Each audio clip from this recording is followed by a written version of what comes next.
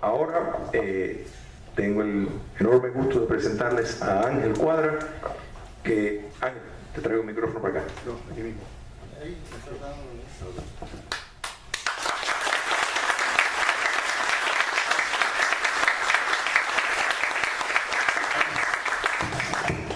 Muchas gracias, muchas gracias.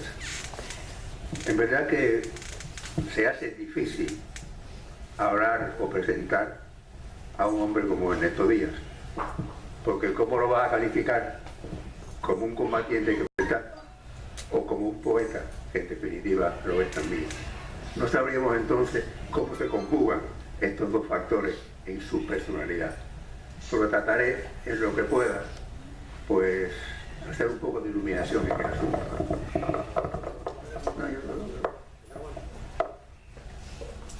Siempre hay una discusión literaria o psicológica o lo que fuera, de que si la creación es el producto de la vocación, o sea, la propensión a algo que trae a la persona con él, o si es también motivo de una circunstancia. Ante esta disyuntiva frente al presidio político, y me refiero más que nada al presidio viejo, como dicen, o convencional o histórico, ¿verdad? Ese que terminó cuando, como decía mi tocayo Ángel de Fana, pues se apagó la luz junto con Mario Chanes en el Combinado del Este. Pero, ¿qué ha pasado? ¿Por qué? Y tengo esta asignación de hablar de la creación literaria en el presidio político, porque hubo una creación, pero ¿quiénes la hicieron? Intelectuales, poetas que ya vinieron con ese signo en su vida, o personas que por estar bajo una determinada circunstancia, ¿verdad? De ahí subió la dirección hacia la belleza. Dicen que la belleza de la perla se produce porque a la ostra le cae, por ejemplo, un granito de arena, y el dolor que lo tiene que amainar se llega un líquido que se convierte en la perla. Pues bueno, así mismo es como puedo contemplar lo que pasó con nuestros hermanos. Hombres de lucha que nunca habían escrito un verso, ni un cuento, ni una novela, ni nada. De pronto, en la soledad, porque se está solo, aunque estemos en los 20.000 compañeros nuestros, estamos solos frente al mundo. El mundo no nos escucha o no nos escuchaba. Cuesta un gran trabajo. O sea, que en esa situación encontraron expresión y se hicieron cosas en el presidio histórico, como pintores que surgieron pintores. ¿Con qué hacían la pintura? Pues conseguían que le diera un poco de mercurio cromo o de metileno en el botiquín y pintaban con eso. Y también escribieron cuentos y escribieron hasta novelas inclusive, y sobre todo escribieron poesía. ¿Y por qué escribieron más poesía que otras cosas? Porque en la soledad que estaba comentando anteriormente, la vinculación que tiene el individuo es él con el silencio del papel en blanco. Y entonces ahí es que empieza a dialogar con él, a tener un pueblo que lo escuche, que nos escuche ese papel en blanco que con el poema lo hacemos cantar.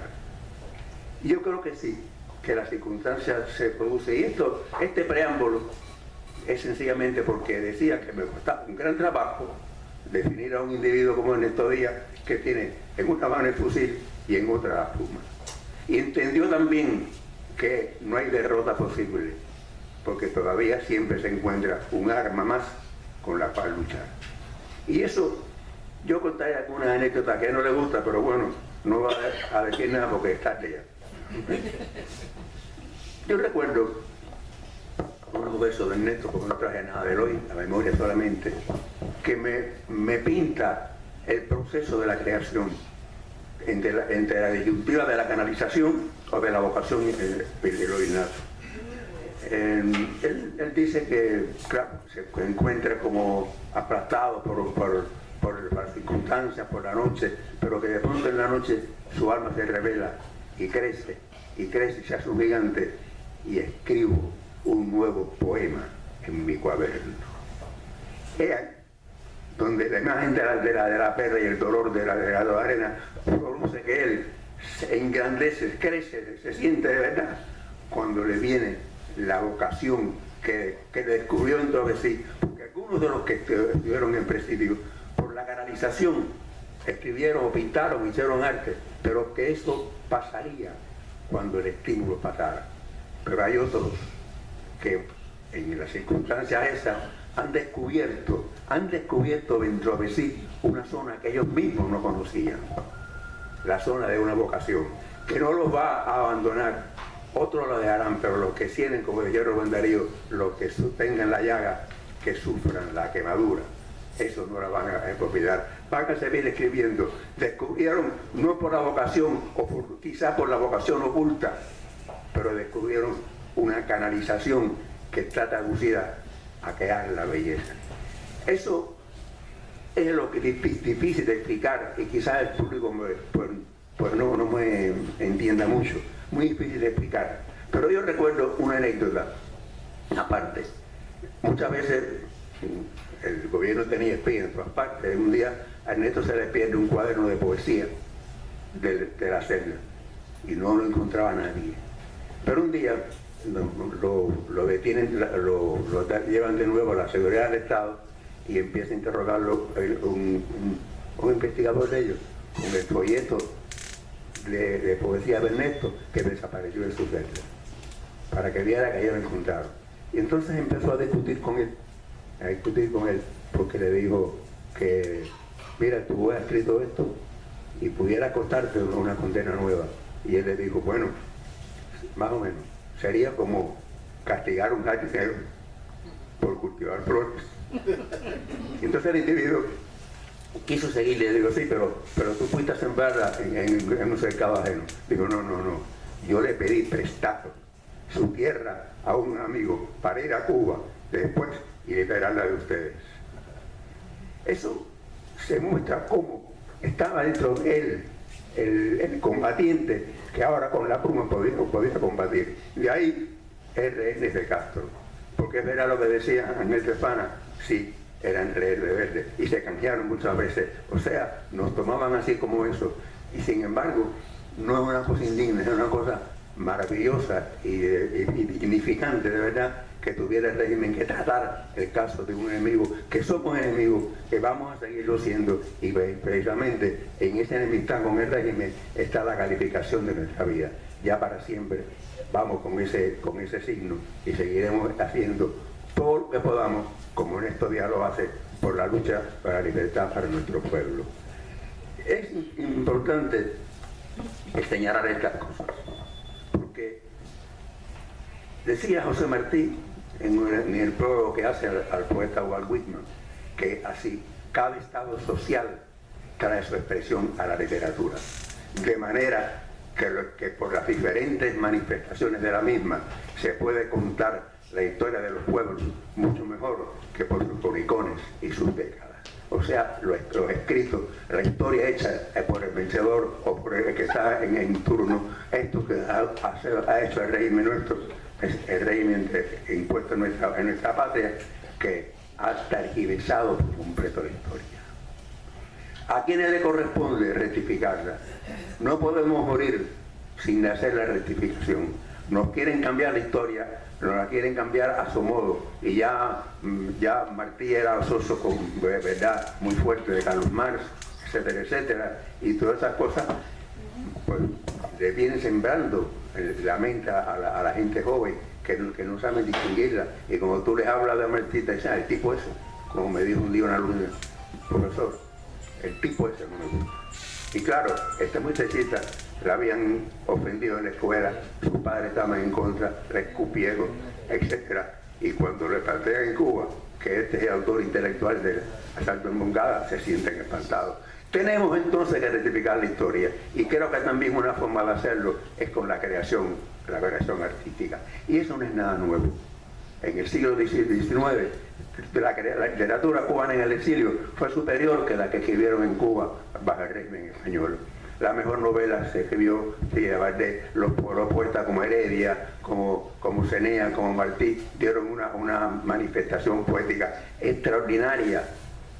Y después también en la República en la República, que hicieron los escritores también, pintar la realidad social cubana, política cubana, económica cubana, o sea, la fueron reflejando. Y ahí tenemos, por ejemplo, las novelas de Lobeira, de General Ejido Torres, las novelas de Carrión, Las impuras y las honradas, La conjura de la ciénaga, etcétera, etcétera. Esto no es un seminario de literatura, pero lo hicieron.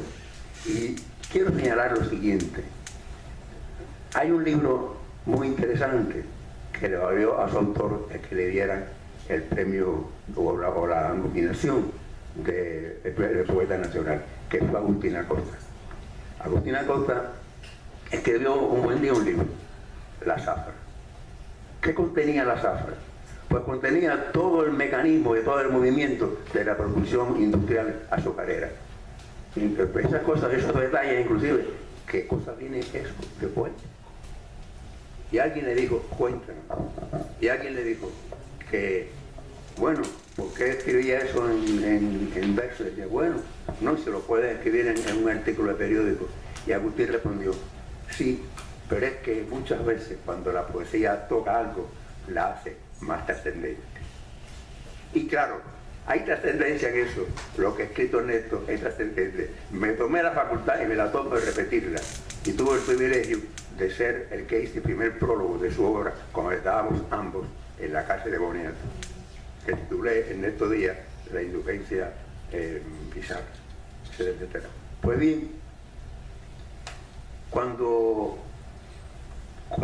pasó el tiempo y cuando se fue creando más una literatura nacional cubana, nos encontramos que aquellos patriotas cubanos también encontraron apoyo y esfuerzo y empuje a lo que le decían los poetas, a lo que le decía Heredia, a lo que dijo Cenea, a lo que hicieron los propios decimeros campesinos que estaban con las tropas cubanas ahí peleando y escribiendo, comprendo, o sea, lo estaban haciendo. Y por eso, siguiendo lo que nos plantea Martí, de que por las diferentes manifestaciones de la literatura se puede enseñar mejor la historia de los pueblos que por sus cronicones y sus décadas.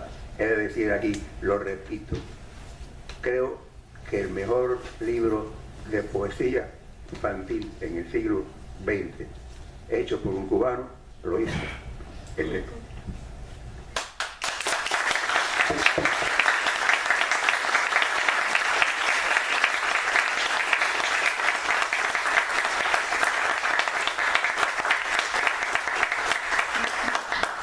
No es ninguna exageración ni exceso de afecto por él. Es porque, ¿y por qué me baso en esto? No sé hasta dónde ustedes soportarán estas cosas, pero ¿en qué me baso? Se ha escrito mucha poesía infantil, muy bien, pero con lo que él escribe, primero cuando escribe Carrusel, que me lo envía, estábamos en diferentes pisos, y me dice, mire, yo soy un pescador de tiburones, no soy poeta. Quite lo que usted crea, ponga lo que usted crea, que no digo a quitar ni a poner. Y descubrí de pronto que lo que tenía delante de mí era un tesoro de belleza, que era el carrusel, la ronda de los niños, en que invitaba al autor a estar dentro de ella. Pero un buen día me manda una notica a mis amigos que me dice, bueno, aquí tengo este poema, si usted cree puede cambiarlo, hacerlo. Y vi otra cosa. Ya no era que el autor estaba metido en la ronda de los niños, no, es una poesía para mayores que estén desde fuera contemplando la trascendencia de la ronda de los niños. Y le dije, si haces un libro así, voy a hacerte el prólogo. Y así lo hicimos cuando nos encontramos en Boniato. O sea, ¿por qué pienso que es lo más original? Porque nunca se ha escrito así. Se ha escrito mucha poesía infantil, mucha, pero nunca se ha hecho en la coyuntura de obligarte al lector a ser el espectador de un acontecimiento extraordinario. Y por eso yo pienso, y lo digo aquí, que de todos nosotros la que más va a trascender es esa poesía de Ernesto Díaz.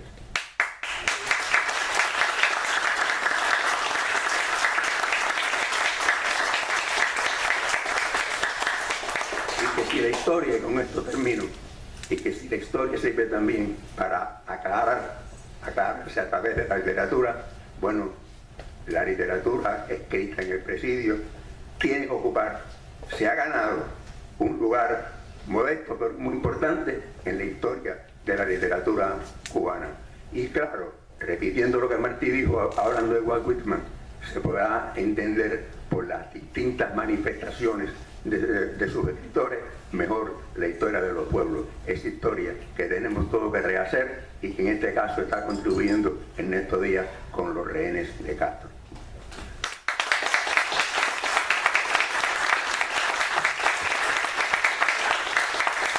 Muchas gracias, Ángel.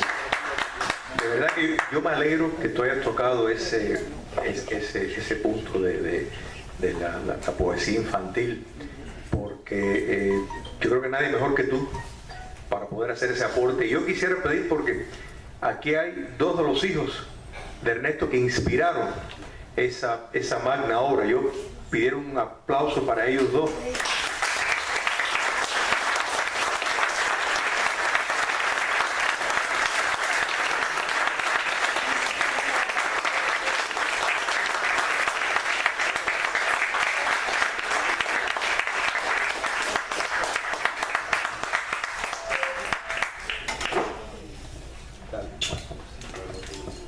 Qué orgullo.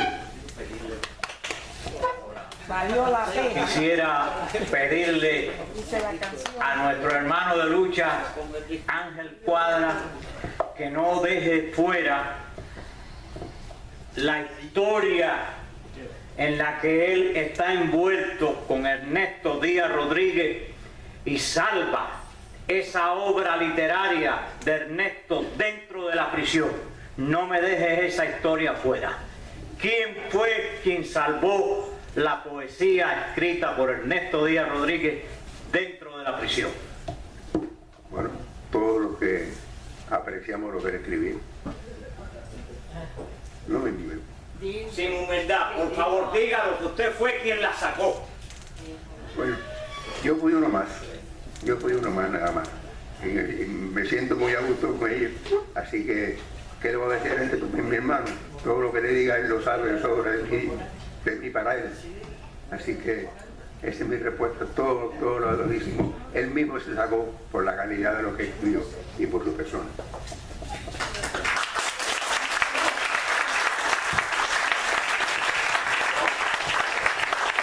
Hay demasiada altura y demasiada humildad en estos grandes hombres.